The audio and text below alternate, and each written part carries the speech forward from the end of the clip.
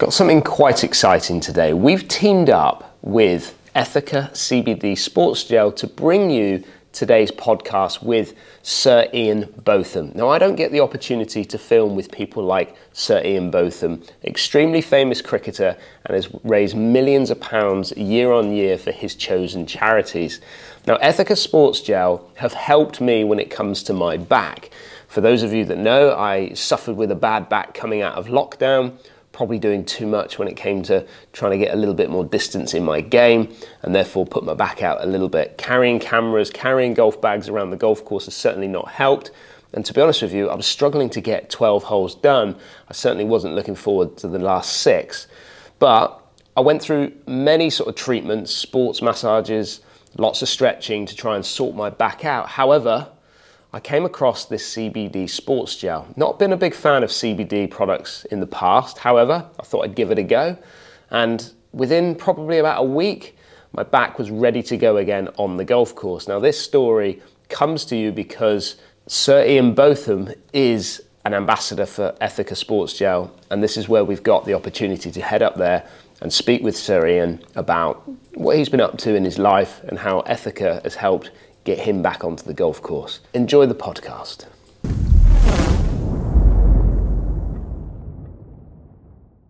So Ian Botham, I just want to take this opportunity to welcome you to the Behind Golf podcast with me. I mean, you've picked us an absolute beauty of a spot, haven't you?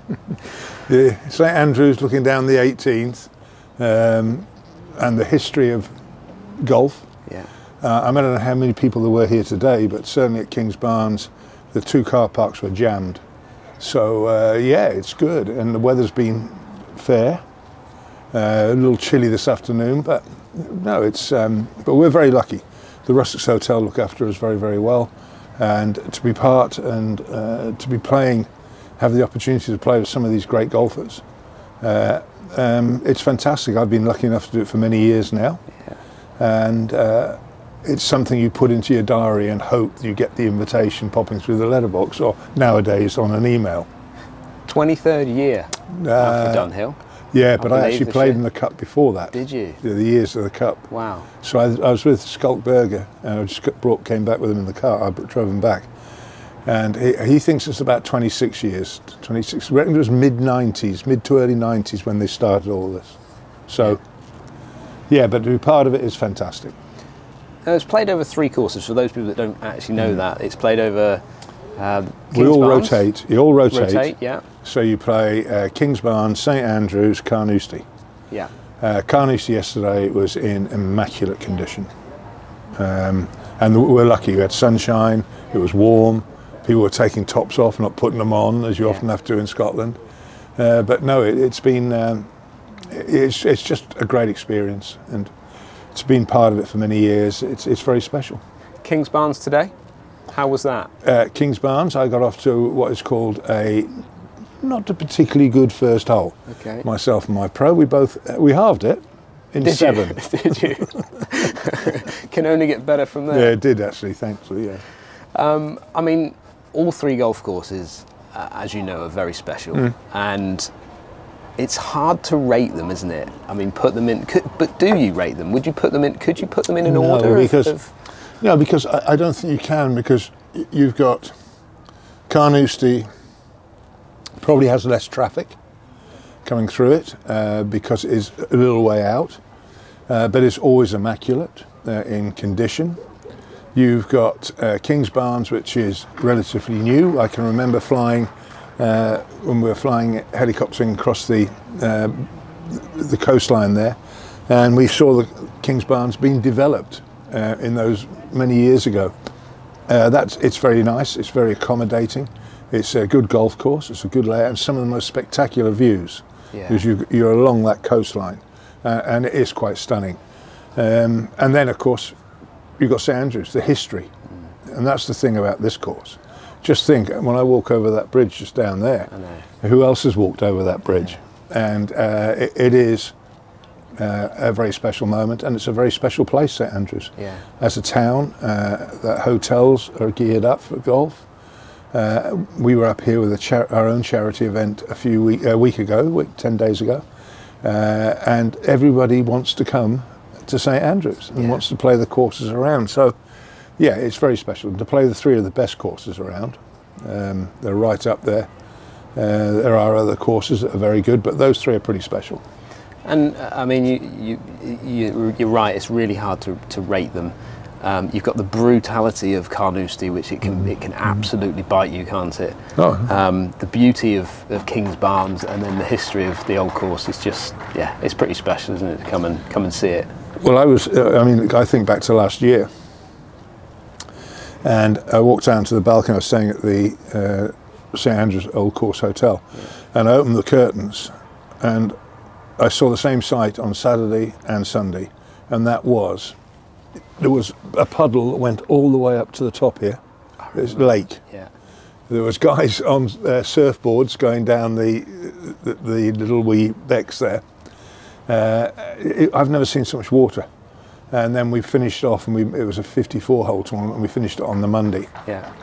But I mean, I've not seen weather like that. But Carnoustie, notoriously, is always regarded, certainly in my books, as one of the toughest courses, but it's also one of the most immaculate. Yeah, yeah. Now, over the years, you talked about all the years that you've played in this event. I mean, you've played with some pretty impressive golfers over those years. Woosie. Played Woosie for about 6 or 7 years. Yeah. We were good buddies, and what an honour. You know, there's a guy, won the Masters, could have won the Open at Lytham if it hadn't been for his caddy. You know, he's fantastic. One of the best iron stroke hitters I've ever seen. Long irons, you know, just makes them talk. But yeah, I enjoyed a couple of years with John Daly. Yeah, I saw that. Yeah, that must be pretty special. Yeah, a great guy. What a talent. Yeah. I remember he actually hit it off the tee there, down, and he 4-iron for safety, put it in the back. Oh, did he? Yeah, 4-iron. Did he sack his caddy on the first? Oh, I think he sacked himself. But no, he was good fun. A lot of talent. I remember Tiger Woods. We were in Dubai, and I went there, and John was practicing. Well, practicing. He had his Diet Coke and his cigarette in the other hand, and he was hitting the wedges off the ground, 30, 40 yards, and he'd do it with 10 with his top hand. Left hand, and then do 10 with his right hand. And there wasn't one, probably the furthest away would have been 4 feet from 35 yards. And he just a talent. And I remember Tiger Woods walked past, and he said to him, John said to him, Tiger, you know, do you fancy a night out, or words to that effect?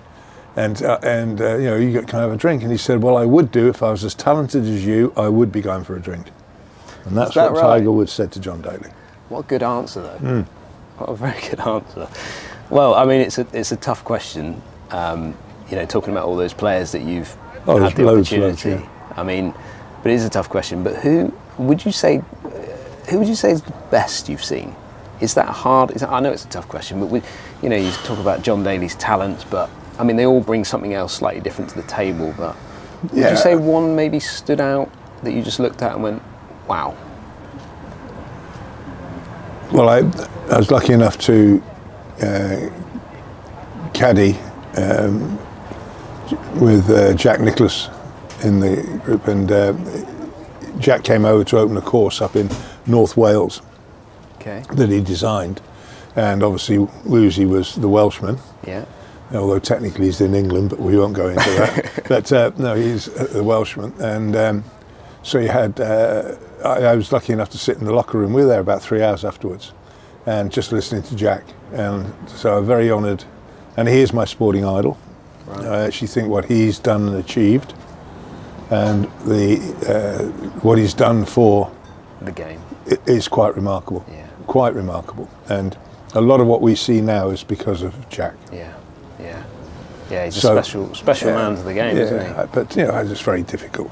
I mean, you can pick out players. Oh, I think, you know, if I had a 245, 250 yard shot in, and I'd throw Woosie a 3-iron or a 4-iron, and he'd get it there. And he's strong, powerful. So many players have different talent. You know, someone who specialises. To pick one would be impossible, because the top 50, top 100 in the world rankings are all excellent golfers. Yeah. And they've got a couple here. Bruce Koepka's here this week. I don't know. There's quite a few actually. I think of the Ryder Cup and the of both sides over. But no, you mix them with golfing royalty. Yeah. And you talk about the Ryder Cup. I mean, is that an event you look forward to? Have you been I to love many it. yourself? I've been a few. Yeah, quite a few. Yeah. The Yeah, I've atmosphere's enjoyed just them. different. No, it's great. The atmosphere. The team sports. There's something about. I know the golfers are used to playing individual sport for themselves. Yeah. But I reckon they enjoy the Ryder Cup as much, if not more, because it is all coming together. Yeah. Yeah, so it's special. I know. Team. I know it goes very individual, but actually, as golfers myself growing up, these young lads growing up through the ranks, they would have played lots of team sport as well. It was big in the amateur game. It's maybe not so big in the professional game, but yeah, I'm sure they look forward to that opportunity. Yeah, they do, and to be honest with you, I think everybody enjoys watching them. Yeah. They are. These guys are very special players. Yeah. And to be honoured to be actually watching them and see them, how cleanly they strike the ball, the way they shape it according to the conditions. All I can say is that they'd beat me at golf, I might have beaten them at cricket. But there you go. I'm so sure. we're all in our own little world. So, but to mix it with these guys, and sportsmen do get on well together. There's a natural thing there. Yeah. So you and I have actually got something in common, amazingly. Some people aren't going to believe this, but we found a sports gel that has kept us going in this game of golf, because I've got to say to you, I was struggling a little bit when it come to my own game, really. Working the golf course, working with my cameras, carrying my golf bag. And 12 holes go by and I'm kind of done, really. I found Ethica CBD sports gel, applied it to my back, and off I went from there. It's the best product that I've used, and I'm not saying this. I've got two things that I'm really proud of to be involved with. Revitive, which is a foot massage for circulation of blood, etc. Yeah. And also, because that does a great job, and Ethica, which I've used it quite a lot myself, and it makes a hell of a difference. Yeah. And I've got people go, oh yeah. I said, try it. Rub it in, do it. Oh, next day, whoa, I feel better now. Oh, okay. Yeah. I mean, from your point of view, I mean, you've had an incredible cricket career, as we all know, and you've done some amazing charity walks over the years, which has probably taken its toll on your body over the time. 4 years of surgery, yeah. Yeah, and you've gone through some surgeries and come out the other side of it and able to get back playing a little bit of golf. And I'm just one of the things that I come back to the Alfred Dunhill Championship, and I know you struggled to sort of walk the courses a few years back, and I can walk it now, and I do actually walk it. I mean, today I have a buggy, but because in the tournament I'm the only person can drive it. Okay. Or you have a driver, a designated driver. Yeah. And your caddy walks alongside with a bag, which is the way. I understand that. That's fine. But it's more a precaution with me. Like now, you've had a little bit of rain, slip. Yeah. But the body is strong. It's good now. Hitting the ball much better. Yeah. Mobility, and that comes from being able to use Ethica. How did you actually come across it? Roy, he approached me and said about it. We went told me more about it. Everybody I know in sports physiotherapy would love to use this. Yeah. Now that's the message, isn't it? It's a huge message, yeah. For someone that's been through what you've been through to come out the other side and keep playing the game that you love. Yeah, I've got friends who genuinely it's changed their lives. Mobility. And you talked about it, but people have been sceptical with the CBD, and I think it's been looked at in probably a negative light with other products that have been out there. Anything that you'd say to those people? Jealousy is a very, very bad thing, and it's something you shouldn't have. This is here.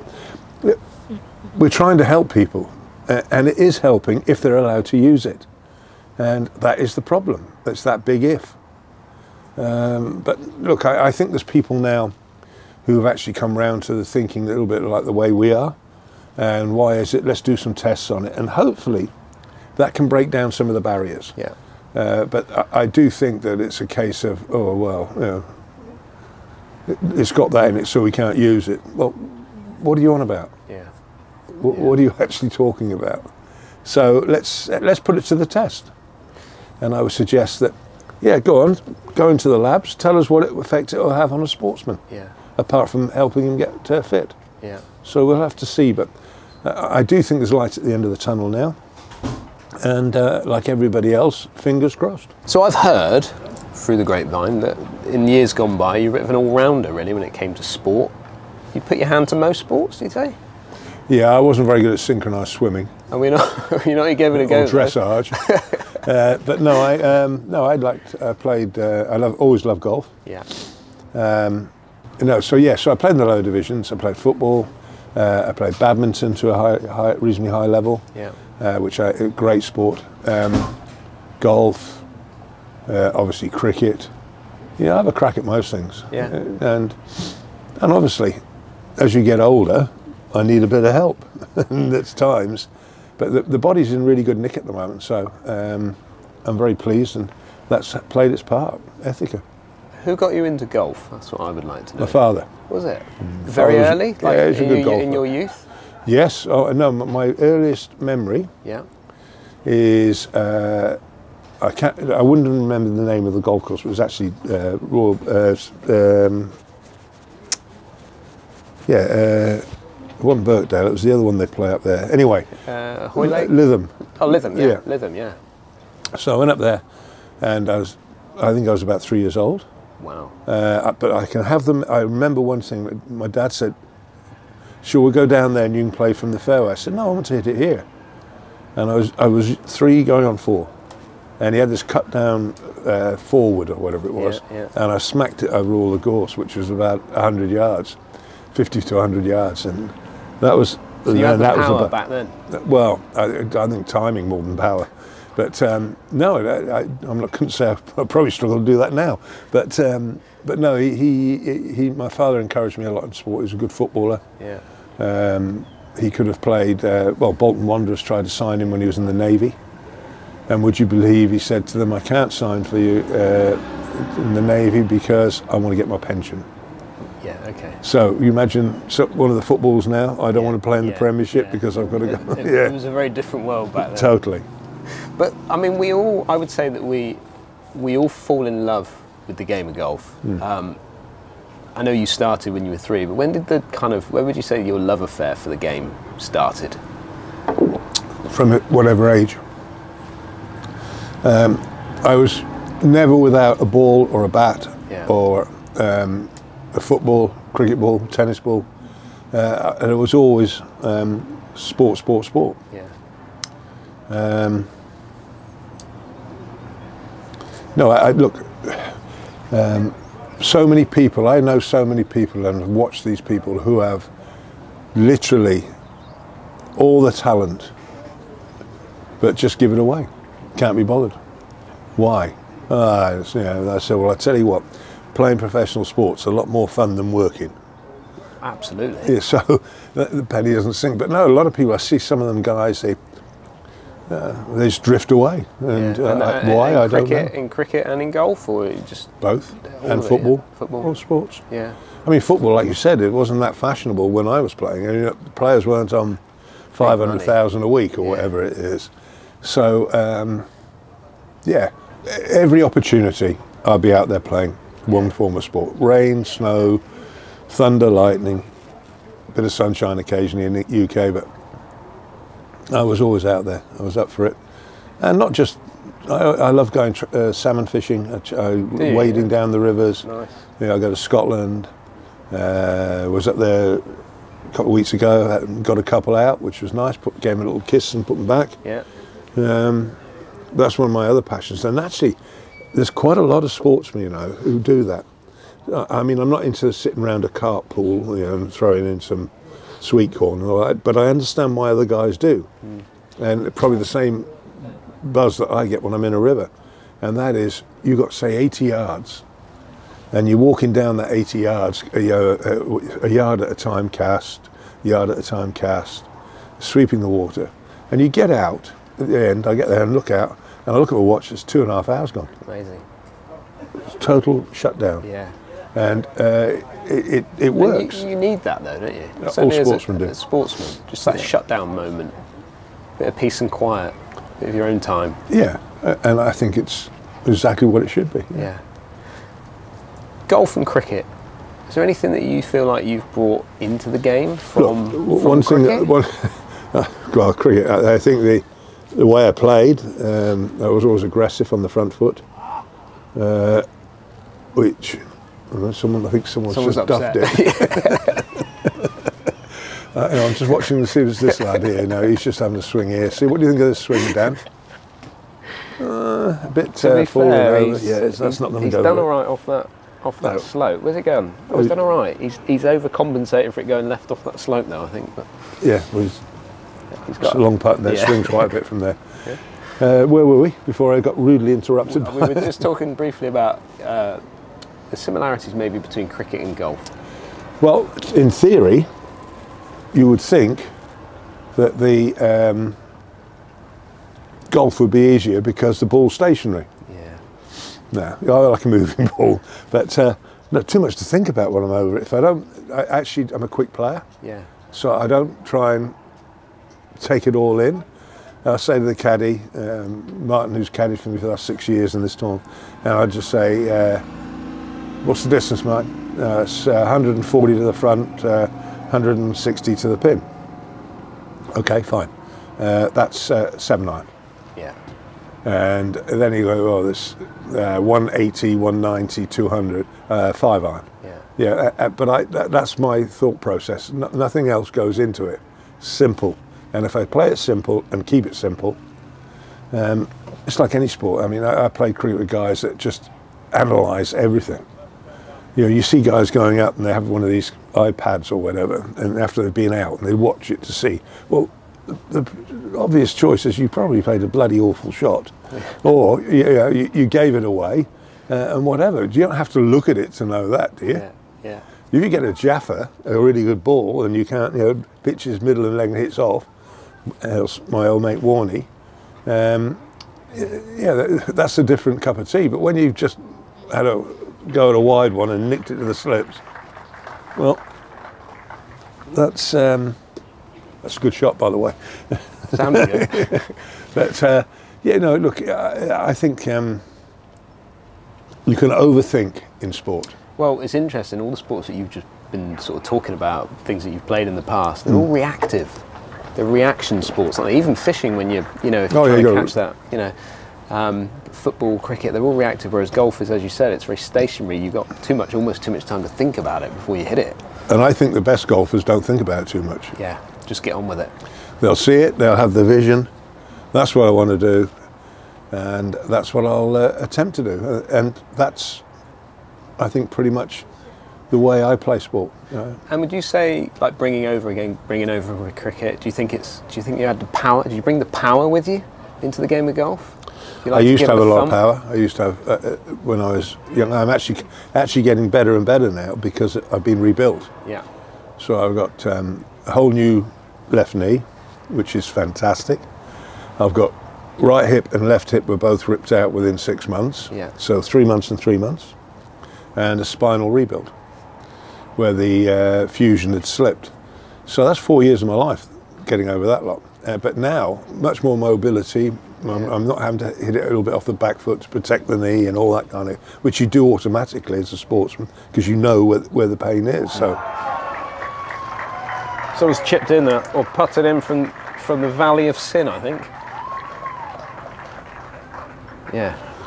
Yeah, well, there's a bit of high-fiving going on. Yeah. Now, I would imagine back in the day when you were out on your cricket tours that a lot of the guys, would you have a lot of downtime to go and actually play a little bit of golf? No, I always found time for it. Always found time for golf. Yeah. And a lot of the England team now, they will have, if they've got a 5-day break, they'll play golf probably for 3 days. And then do a couple of days. Because you haven't forgotten how to play, have you, over a period of 5 days? No. You play a test match, 5 days, you've got 5 days off. Then might be one or two that want to go and work on something. But most of the guys will be golfing. Yeah. and it keeps them competitive. And was that, and I know they do it a lot more now, and I remember being at school and like nobody played golf in my school. I was literally the only golfer, but I did say to them at the time when I certainly got into my secondary, I said, I promise you, all of you lot that play football and all the other sports that you play, you'll be playing golf one day, and they are in their 40s, you know, they're playing. Yeah. But was that something that most of the guys did? Played a bit of golf, or did they, or was it just a few at the time? No, there was lots. There was always lots. There's always lots. You'd never have a problem getting a 4-ball. Is that right? Yeah, never. Yeah, I would play. There'd be Lammy, myself, Paul Allett, another good golfer, still off about 5 or 6. Yeah. Bobby Willis, my old mate, sat in along with us. But Warney loved it. Ricky Ponting's a good player. Greg Bluett's an even better player. So you know, you can have the Ashes golf as well, which we do. We've done it once or twice. Right? Yeah. Cool. I'd love to video that for you. Well, I think you'd be quite impressed with some of the quality in the play. Yeah. On that then, so who would you say is the best golfer out of the cricketers that you've come across? Like, were there some scratch golfers? Oh yeah, I mean Greg Blue is +2. Wow. Yeah. My eldest grandson is +2, and the James who plays rugby is off scratch. Wow. You got them into it early. Well done. Well, they've been playing forever, but I don't like playing with them because they stand on that tee there. I might get it over the road. Yeah. They're on the edge of the green. Putting. They are literally 100 yards ahead of me. Yeah. But that's the game, isn't it? That's the game where it's kind of. But as I said to him, you know, you've still got to think your way around it a little bit. You've got some experience over them. Any kind of, when you, again, on going back to your golfing days on cricket tours and things like that, any countries, any special places that you've had the opportunity to just to experience and think, oh, that stands out a little bit more than others? Well, I love Australia. Yeah, you spend a bit of time there. You've got to be careful where you walk in the rough. I'm sure, yeah. There's a lot of things that will kill you. But that aside, there's some great golf courses there. New Zealand has some magnificent golf courses without the enemies. Yeah. Crawling through the grass, and some of the best fishing as well. Trout fishing is in New Zealand. So I work for a company, Triple M, which is a radio station in Australia for the Test series. So Australia are playing India. Yeah. So I'm like the neutral. You know, so I sit between it. Then next year it's the Ashes. Well, I won't be quite so neutral, but no, it's worldwide golf. Yeah. Kapil Dev's a good player. Indian fantastic cricketer as well. He's very good player, but I would say Warney was very good until sadly disappeared from us. Yeah, but he loved this event, didn't he? Yeah, he loved it. He absolutely loved it. We used to have some great nights. I bet. Great fun. I bet you did. Yeah, Piers Morgan. See, I was with him last night. Yeah. You enjoy the town? Do you go out into the town? We don't really. We tend to go to the pavilion because there's always a function. Okay. Well, there is most of the time. And then tonight's a pretty quiet night. Last night we had a wine and whiskey tasting. Yeah, I enjoyed it because a lot of the South African winemakers are here. Oh, right. Because they come over for the Dunhill. Scott Berger, Jan Rupert, they all have their wineries. And we did a bit of wine tasting last night, which was very interesting. And then John he comes from Dundee, expert on whiskey, came and did a talk to us all. Yeah. Just told us a bit about it. And then free bars. I don't know how much that was costing. Because some of that stuff was 30, 40 years old. Very dangerous. So yeah, we had a night like that. Tonight I'll probably wander down to the Jigger, have a couple of beers and then wander back because we're up early tomorrow here. So we're teeing off at 9:30, I think, but we're on the 10th. Oh, are you getting out there? They shuttle you out, don't they? Yeah. So we get shuttled out, but it just means you've got to get here. So I tend to drive and leave it in the car park over there, although we're only here to transport the clubs.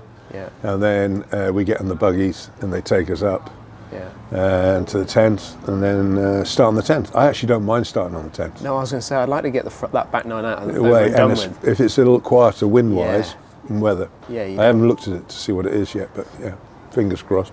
Now, I know I mentioned briefly about your walking and your charity work that you've done, which has just been absolutely amazing. And you use golf as well to bring these communities together, don't you? Yeah.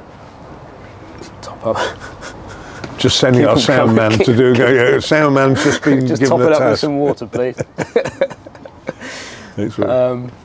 Yeah, the walks. How many years have you been doing that now? I think we've done 19 walks. Right. And I know that it equates, because the girls were working it out, to about 10,500 miles. Wow. Which is London to Sydney. Yeah, is it really? Yeah, I suggest you fly it. but no, yeah, it's very much part of. It just came around. I got injured, saw kids dying in hospital, and with leukemia, which I'd never heard of. Yeah. And then we decided to do this walk, and the first one we did, John Groats to Land's End. Everyone thought I was barking mad to do it. No one had ever done it, and a sponsored walk shape. Yeah. Well, we got it and we made it work. We did it in 33 days, 1,000 miles.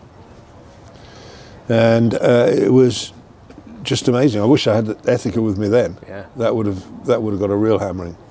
But no, we got through it, and we did walks after walks, and hence I think that's why I had 4 years of surgery. But the thing that drove us on, when we first did the very first walk, there was a 20% chance of survival for kids with the most common form of leukemia.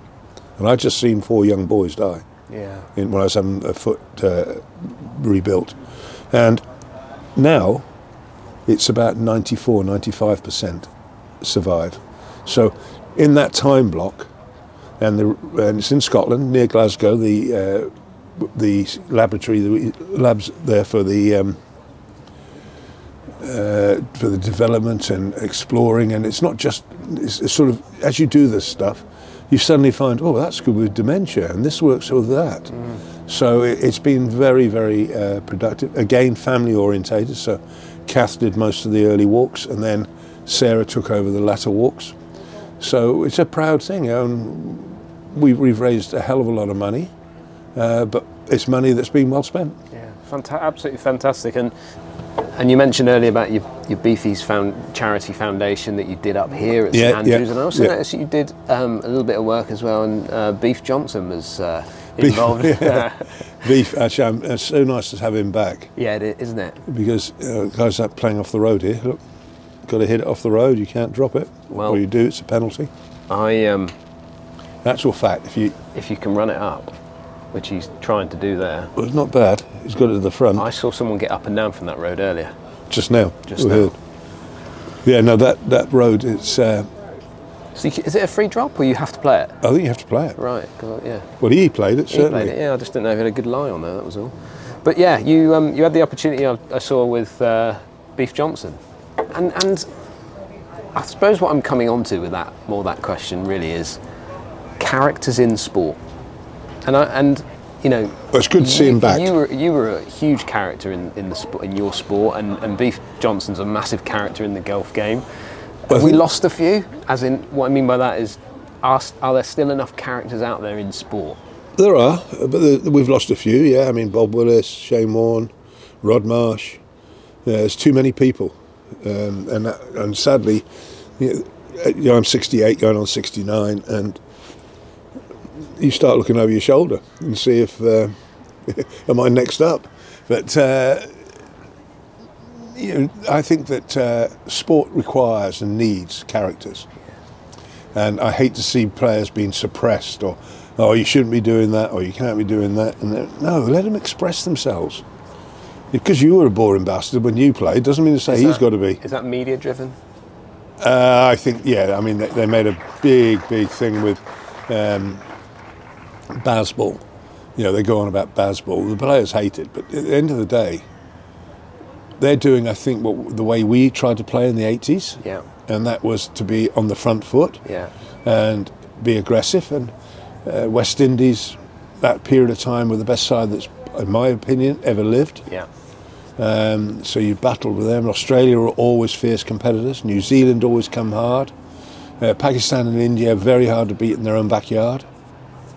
So yeah, Sri Lanka, emerging teams, and the game is spreading. Now, a lot of us say it's spreading because of white ball cricket. I actually don't think it's that. I think because the players are now scoring at 4 to 5 runs and over in Test cricket, not 1.1 or 1.2. And that is suddenly, people go along now, they get a day's entertainment. Yeah, exciting. You go along, they have their, you can have their picnic baskets, or they can go and book a restaurant in one of the pavilions or whatever. So if you go to, one of the greatest sporting experiences for me was the Boxing Day Test match in Melbourne at the MCG. When you go out there, and I used to play up a bit with them. I used to carry the ball and chain and give it the cuffs, everything. And I would do that, and I could actually... Did they let you back in? Well, honestly, there's about 100,000 screaming convicts inside that ground. and they were ripping, I could hear them trying to rip up the concrete and throw it at me. Yeah. But that's why I have such a great affiliation with the country.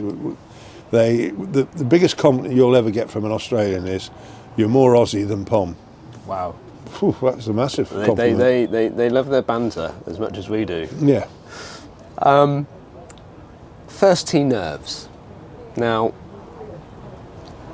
I've teed it up here twice at this golf course, and I got to say, of all the golf that I've played in my life, probably the most nervous I've been, certainly the first time I ever teed it up here. It wasn't a driver, but I hit a driver because I needed the biggest club I could find. I know that lots of people struggle with first tee nerves. Lots of people struggle with anxiety when they're playing golf and under a little bit of pressure. But how were your nerves when you were playing cricket? Did you ever feel it? No. If I did, I used it to get myself going.